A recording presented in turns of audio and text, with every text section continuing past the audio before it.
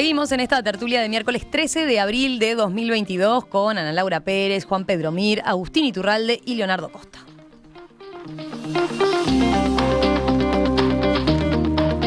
¿Cambiamos completamente de tema? El diputado del Partido Colorado, Juan Moreno, presentó el viernes pasado un proyecto de ley que propone que sean castigados con penas de 1 a 3 meses de prestación de trabajo comunitario quien, a través del uso de cualquier medio digital, incurra en ridiculizaciones, amenazas, chantajes, discriminaciones, difamaciones y o injurias hacia otra persona física o jurídica y o instituciones públicas o privadas. En la exposición de motivos, Moreno señaló, concretamente dice el texto, las formas de socializar se vieron modificadas casi por completo como consecuencia de la propagación digital y en estos últimos tiempos la pandemia incentivó y fomentó el uso de estas herramientas. Conocer gente, charlar con amigos, pelearse y amigarse o distanciarse son situaciones que pueden suscitarse en las redes sociales. En ese contexto hay una problemática en particular que tiene una faceta digital y que debe ser reglamentada con detención dada su importancia. La violencia digital enumera. La misma surge porque, dice el legislador, porque existe una violencia que la precede y con la que se retroalimenta, que es la violencia diaria que se vive en las calles, colegios, trabajos, plazas, boliches, canchas de fútbol, etc. Es entendible y lógico entonces que la violencia tenga su versión digital. Así como la mayoría de las prácticas comenzaron a digitalizarse, las violencias hicieron lo mismo. ¿Podrían acaso las personas ser violentas en la calle y no serlo en Internet? ¿A través de las redes sociales? Se pregunta.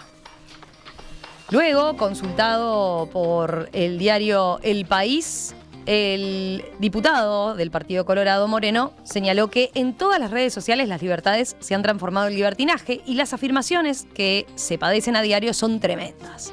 Resaltó que este proyecto de ley no afecta a la libertad de expresión, pero sí puede suponer un freno al uso que dan los propios legisladores a sus redes sociales.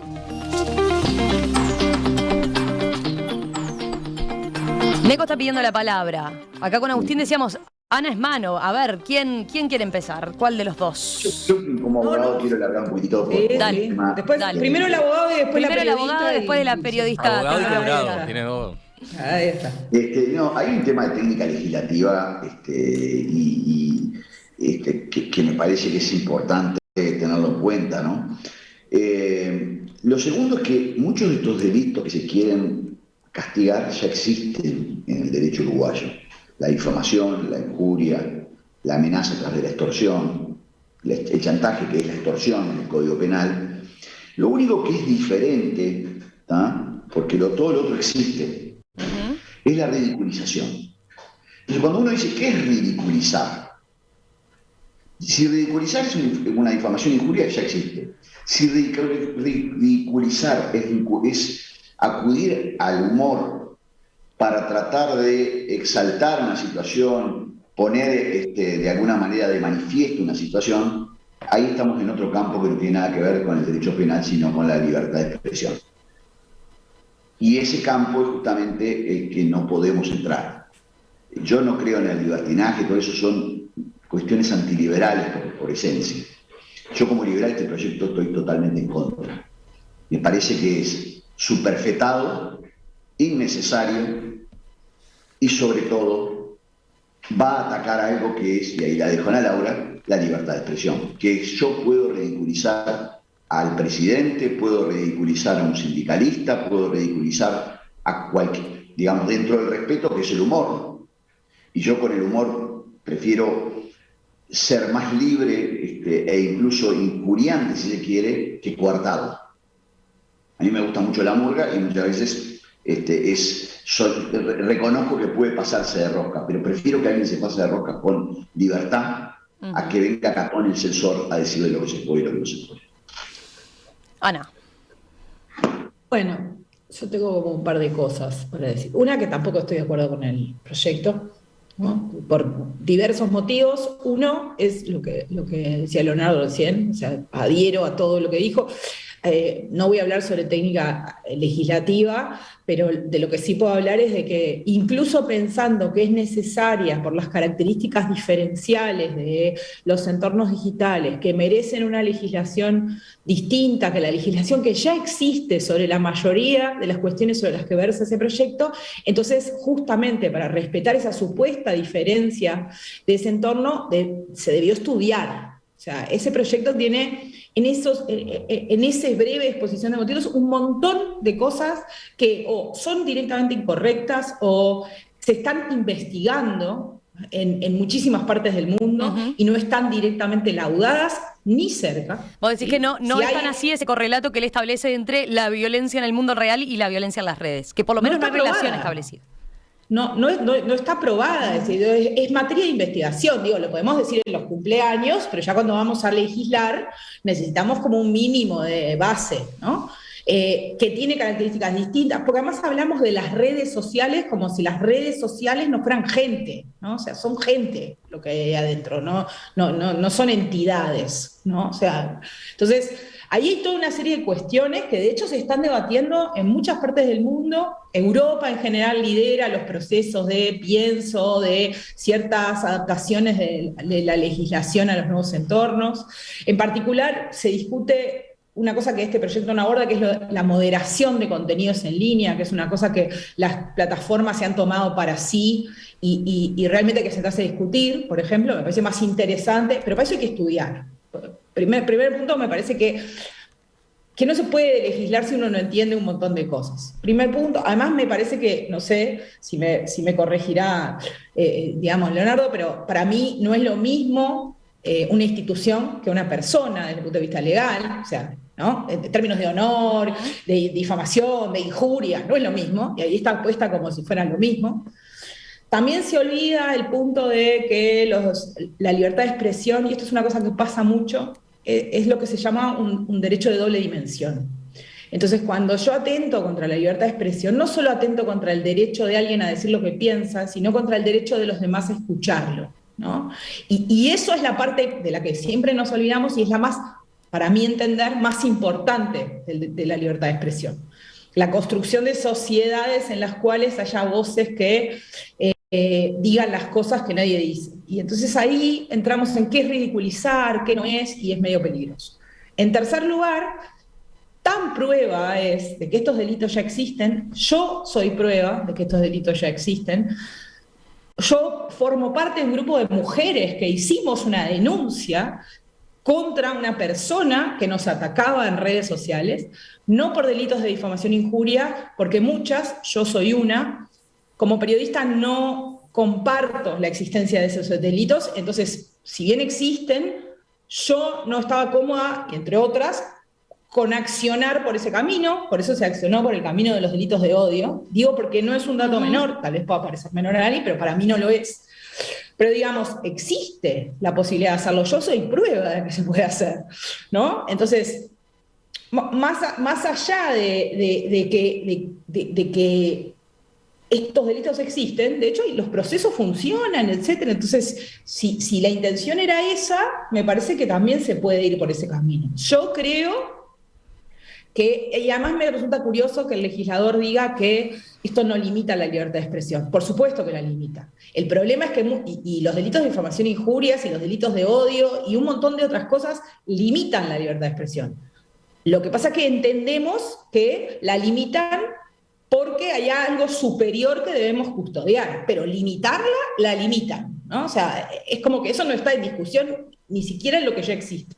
Entonces también me parece que es como, y es una cosa general, y con esto termino, en general yo me he dedicado a investigar temas que tienen que ver con plataformas y siento muchas veces que estos temas se tratan como de una manera muy liviana, ¿no? O sea, como con una liviandad, como si Facebook siguiera siendo el lugar donde uno se manda memes de gatitos, que sí, pero además también es el lugar donde mucha gente se entera de lo que pasa, consume noticias, se ve publicidades electorales y un larguísimo etcétera, consume contenidos audiovisuales, montones de cosas. Entonces me parece que también, incluso pensando que ese es el camino, que yo no lo comparto, hay que tomárselo un poquito más en serio, ¿no? Capaz que fui como como Juan Pedro Ana. y me pasé de bestia. Ana y Leonardo fueron contundentes en cuanto a la crítica. A ver, Juan Pedro y Agustín, ¿rescatan algo del proyecto? El hecho de estar debatiendo este tema. Reflexionar sobre la violencia en las redes. Dale, Juan Pedro, dale. Adelante, Turral, adelante. Bueno, dale. A ver, yo venía pensándolo, comparto con mucho menos fundamentos, tanto jurídicos como Ana Laura, que ha estudiado concretamente el tema de las plataformas y con mucho menos fundamentos comparto plenamente las críticas y me parece que es muy equivocado el enfoque que se le da. El hecho de que su propio sector y su propio partido hayan dicho, esto es tuyo, yo no tengo nada que ver, creo que habla claras que es un diputado que se cortó con una propuesta. Para destacar algo, yo me gusta, como siempre, pensar como en la buena voluntad de las personas y descarto que acá lo hay. Descarto, no creo que sea una persona, un diputado que esté buscando coartar la libertad de prensa, ni con esto tiene un juego a tres bandas, él dice, no, con esto vamos a limitar y la protesta social y vamos a bloquear cómo se critica a los políticos. No creo que sea eso. Realmente creo que quiso canalizar, para no repetir lo que dijeron Ana Laura y Nico, que lo comparto, pero quiso canalizar una cosa que todos decimos. La otra vez cuando leí en Twitter el día después del referéndum, un tuit que me gustó mucho, que era que alguien que había estado en la calle todo el día, había recorrido no sé cuántos barrios de Montevideo y dijo, acá la gente no pasó nada en ningún lado, la gente vive un ventino blanco al lado de uno frentista y el que vota Cabildo, y todo el mundo charla con todo el mundo, y la gente como toda la vida comparte. Discutir un poco política, pero en general discute de fútbol, del barrio, de cómo están los precios y las cosas que puedan tener que ver. Discute más de fútbol que de política. Discute muchísimo más de fútbol que de política. Y no pasa nada, la agresividad que hay en Twitter, en este caso en Twitter, no tiene nada que ver con lo que pasa en la vida real de los votantes que dicen representar mucho de lo que están hablando en Twitter. Y me gustó, y en ese sentido creo que él trata de recoger ese espíritu, algo hay que hacer acá, algo está pasando acá, algo hay que hacer, no puede ser que cualquiera diga cualquier cosa, cualquiera insulte, cualquiera se burle sin ningún límite. Claramente esa buena intención que descarto que él tuvo, está mal canalizada, repite cosas que las plataformas no están afuera de otros delitos que existen para obviamente, ayer leí algunas de las cosas que mandaba. La libertad de expresión es un valor fundamental que tiene algunas limitaciones, que en la duda, como decía Nico, me parece muy saludable, hay que dejar que haya un poco de difamación, en la duda hay que dejar que alguien se exceda, porque es mucho más grave lo que pasa cuando restringimos por exceso.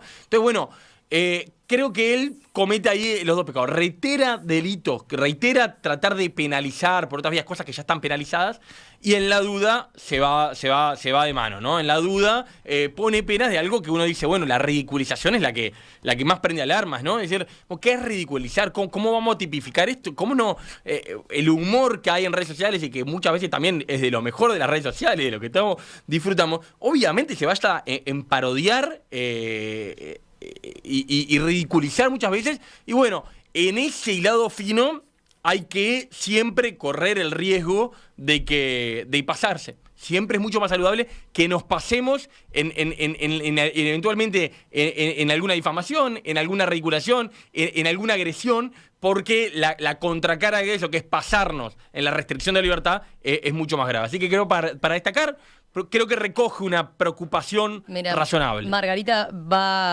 que lo conoce, dice, me consta, nunca tuvo intención de afectar la libertad de expresión. Quiso proteger personas victimizadas.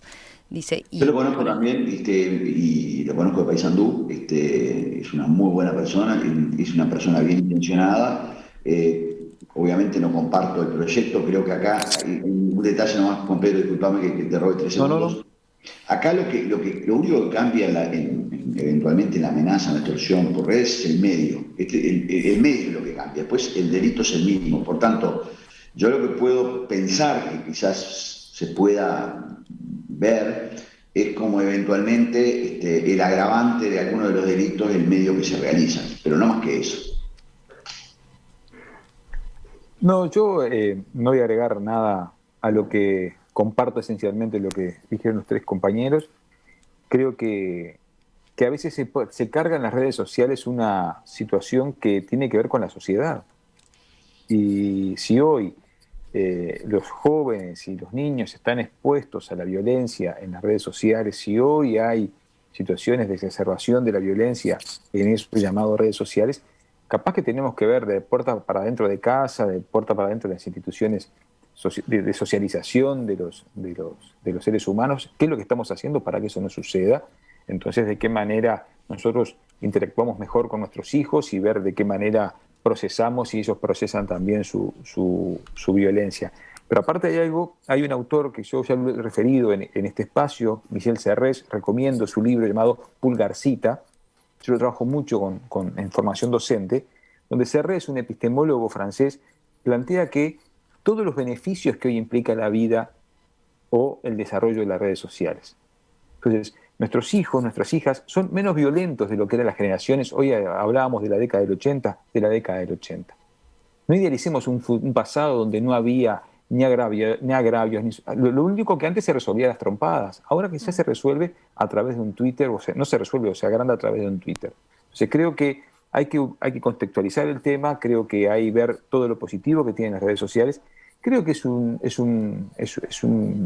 no es muy feliz el proyecto, descuento la buena intencionalidad del legislador, pero creo que no va por ahí, creo que va por cómo acompañamos y cómo nos acompañamos en los procesos de comunicación entre todos.